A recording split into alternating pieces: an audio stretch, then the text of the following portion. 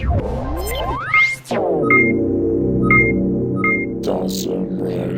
YouTube, Dawson Rider here with my review of S.H.Figuarts Lord Baron from Kamen Rider Gaim. Spoiler alert, this is the last form that Baron takes on the series, if you couldn't tell by the name, when he actually becomes an overlord. So anyway, I feel it's a smidge blurry. Fixed it. Boom, nailed it. Anyway, so box, yes. So the box is neat looking. It's very much, I don't want to say stylized, but it does things to represent Gaim's style and whatnot. I don't know where I was going with that. I was just saying the word style a lot, really, mainly just about styles. Anyway, one thing that is really neat about it is behind the picture here of the Baron figure art is this light from my camera. No, I'm just kidding. As you can see, like this outline of a Helheim fruit, like you first don't even notice it. I thought it was just kind of flame effect or something, but you can see it. It's kind of been made see-through a little bit. It's pretty obvious the more you look at it, and you can see the little loop through the top. It's just kind of a nice touch, and there's just kind of like foliage and effects around it that just kind of really fits it. And then there's a picture on the back of like, hey, you can get him in this pose, and you can have him fight Gaim, and here's accessories.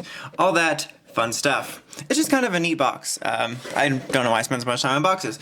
Anyway, as for what he includes, he actually has a fair amount of hands. As you can see on him, I just kind of have open, like, raw, I'm a powerful monster hands, actual quote. No, and then you have like a wide variety of open hands. Like these, oh, there it happened. These are kind of like, these are such small differences between these hands. Like these are very much a like open like this, and then this one is like fingers more spread. So like, yeah. And then you have the traditional closed fists, and you have the holding the weapons hands. And I believe, if I remember, it's been like a couple days, so I've clearly forgotten this because it's been so long, but when this came in the box, it actually had those hands that I have on him because, well, not because, I don't know why, but I just thought it was interesting because I can't think of a time when a figure art didn't have the fists, the closed fists on him. Like even Pikachu had closed fists.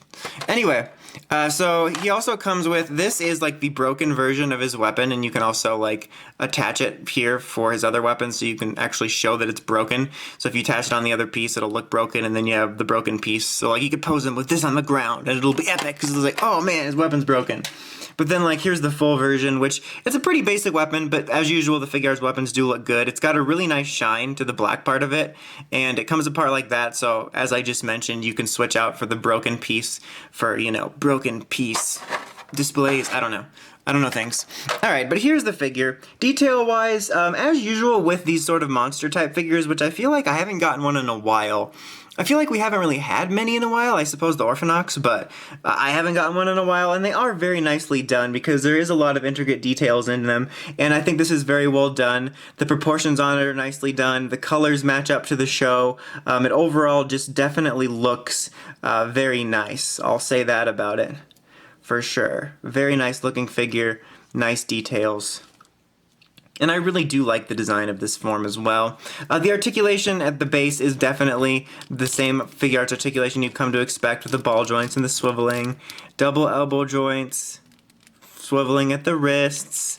You got your legs down here, but they are pretty, I want to say pretty greatly, that's almost an exaggeration, but they are more hindered by these pieces here. They do flap and stretch a little bit, but they're definitely hindering there. But you can still swivel it, and you can still swivel his foot, and you can bend his little toe joint and make him look like he has even funnier, like, jester feet or something. And then the chest and waist articulation, and the traditional head and neck articulation.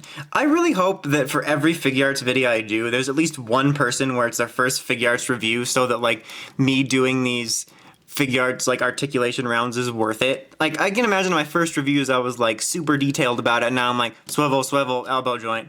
It's just kind of funny because I had to have done this hundreds of times. Anyway, review isn't about me doing figure arts articulation. So, as I mentioned before I went on a tangent about figure arts articulation going over, this guy is very nicely detailed. That's definitely a plus to it. I think it's a very nice figure. And I don't have any loose joint problems with him, which is a good, very good. That's nice. But he doesn't have that, which if you're familiar with my figure arts reviews, I talk about the quality feel in terms of like, hey, this was really worth the money. He doesn't feel cheap or anything, but it really comes down to the joints where they don't feel loose now. And they don't feel like those ones necessarily that are like right on the verge of being loose, but they don't feel tight enough where I'm confident that like months down the road, if I've posed this guy multiple times or if he falls or something, that one of the joints might come loose, and I just feel like that's worth noting. But overall, he's still a solid figure. I just wouldn't say that he's like one of the best Gaim figures, because the Gaim figures have actually been really good, at least in terms of the armored riders, and this is like a unique case because it's a monster. But so I'll say, if you're a fan of this and you can find it at a good price, or you're a fan of Baron or whatever, then I definitely think that you'll probably find it worth it. That was like really confusing. But I think you know what I mean, is that like if you love Baron or you love this form or Red or whatever and you just really want it and you get it, I don't think you'll be that disappointed. But I'm just saying it's not the best of the Gaim Figuarts line, and if you're looking for something that feels a smidge better quality than maybe one of the armored riders, but this is still a solid figure. But anyway, that's about it. Until next time, make sure you check the Crazy Podcast at writersrangersrambles.com. And of course, don't forget to like, comment, subscribe. Until next time, Dawson Rider, signing out.